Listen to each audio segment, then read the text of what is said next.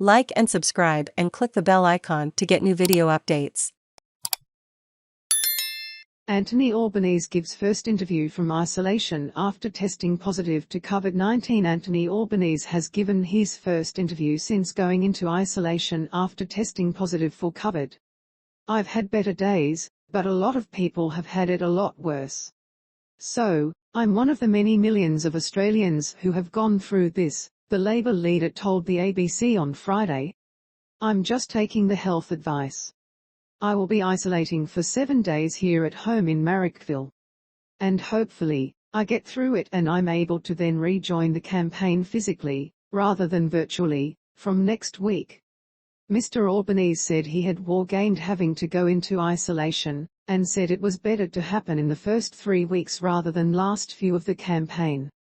But after a disastrous first few days in his campaign, which included a gaffe where he couldn't name the national unemployment rate, Mr. Albanese conceded he had been starting to get momentum before the positive PCR result on Thursday evening.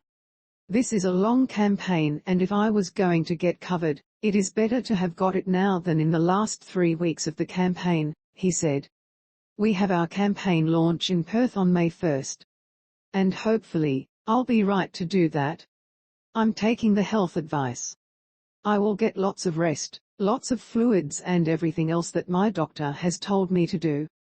I'll certainly take that advice." Mr. Albanese noted that many of his Labor colleagues had also been brought down from COVID since the federal budget was handed down. "We've had Jason Clare and Tony Burke and Kristina Keneally, and a range of people go down with COVID," he said.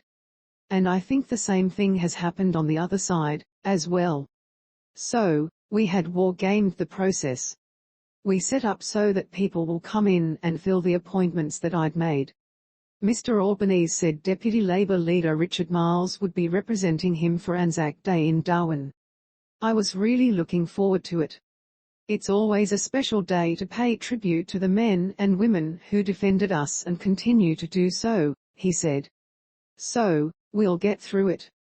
This is Australia and indeed the world in 2022, unfortunately."